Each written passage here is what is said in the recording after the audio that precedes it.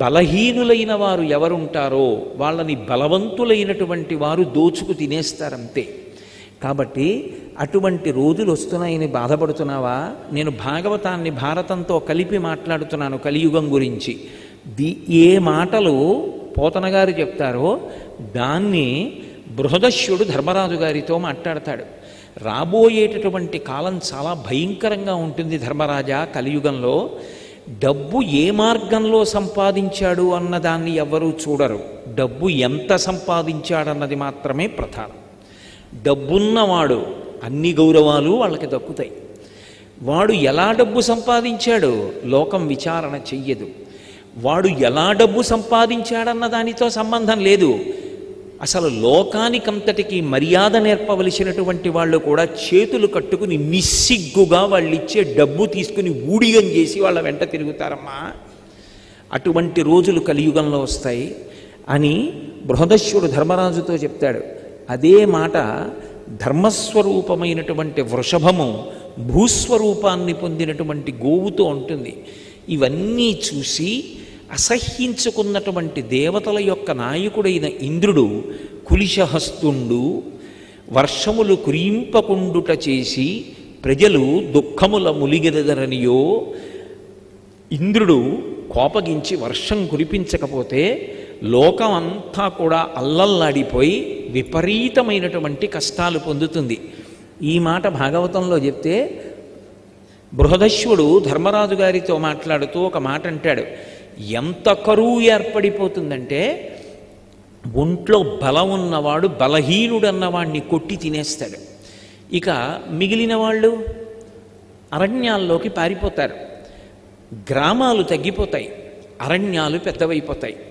మెల్లిమెల్లిగా గ్రామాలు పట్టణాలు అరణ్యాలుగా మారిపోతాయి. మారిపోవడంలో ఏమైపోతుందంటే క్రూర మృగాలు యథేచ్ఛగా తిరగడం మొదలు పెడతాయి.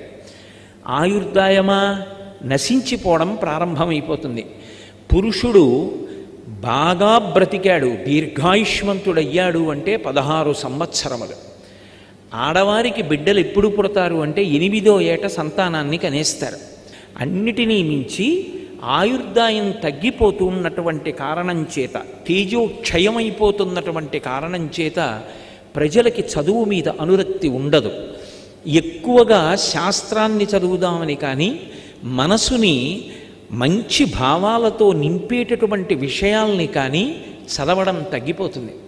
ఎప్పుడైతే చదువు తగ్గిపోయిందో సంస్కార బలం తగ్గిపోతుంది. సంస్కారము తగ్గిపోతే మోహము పెరిగిపోతుంది.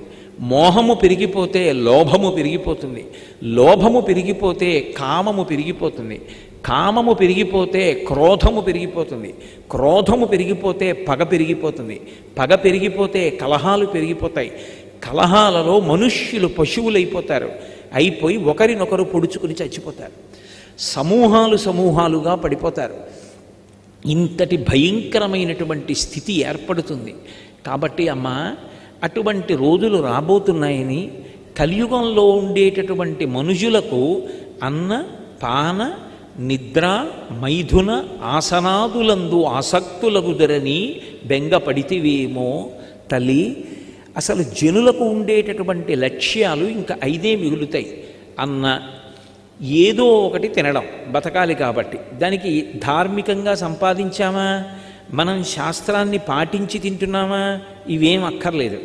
అన్న పాన శరీరానికి మత్తెక్కించేటటువంటివన్నీ సేవిస్తూ ఉండడం.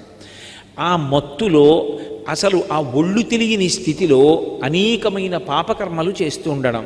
కాబట్టి అన్న పాన నిద్ర ఎప్పుడూ నిద్రపోతూ ఉండడం తప్ప అసలు ఉత్సాహంతో సోమరిపోతుతనం లేకుండా ఉండి చదువుకోవడం అన్నది ఉండదు. అని ఎన్ని రకాలుగా ఆసనం మీద కూర్చుని సుఖపడచ్చో అన్ని రకములైనటువంటి ఆసన సుఖాలు పెరిగిపోతాయి. లోకంలో ఈ 5టి యందు ప్రజలు